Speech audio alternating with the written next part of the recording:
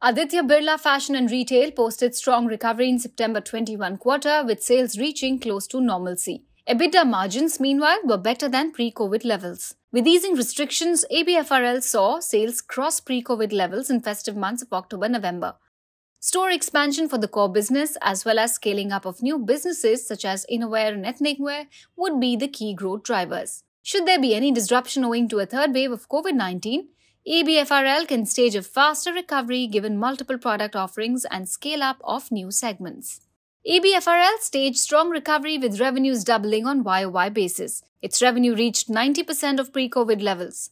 Flagship lifestyle brands performed marginally better with sales reaching 92% of pre-COVID levels. Value segment revenues lagged as it derives majority of sales from malls which had restrictions owing to COVID-19. Other business segments like innerwear, youth western fashion and super premium brands crossed pre-COVID sales in September quarter, driven by scaling up of the business. Ethnic wear business strengthened by recent acquisitions reported sales of 58 crores during the quarter.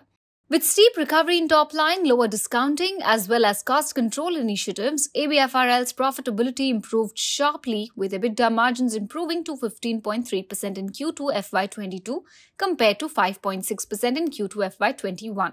It reported profit at the net level compared to loss in the corresponding quarter last year.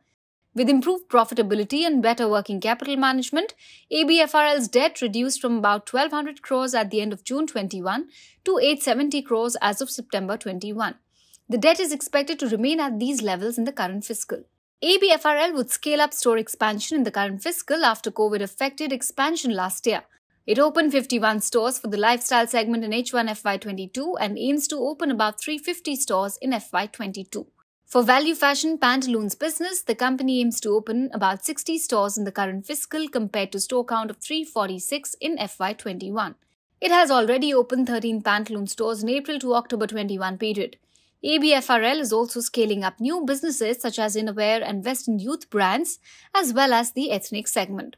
It is expanding the distribution reach of innerwear segment and also introducing new products in the athleisure segment. For ethnic wear, it has done a couple of acquisitions recently and aims to scale up the business further. It aims to reach a count of 100 ethnic wear stores by the end of FY22. Aditya Birla Fashion is working on improving the profitability of core business which is lifestyle and pantaloon segment. It is optimizing inventory, increasing the share of private labels in pantaloon segment and negotiating rentals and controlling overhead expenses. Profitability is expected to improve in other businesses as they gain scale.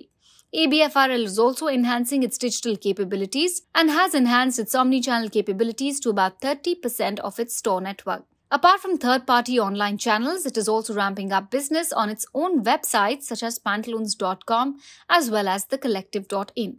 Also, ABFRL is working on its own in-house single app that would house the multiple ABFRL offerings. At the current market price, the stock is trading at an EV/EBITDA of 15x FY23 projected estimates. It is close to pre-COVID levels. We maintain a positive stance and advise investors to add the stock to their portfolio. A key risk to watch out for will be increased infection and possible third wave of COVID-19, which can affect consumer demand in discretionary categories such as apparels.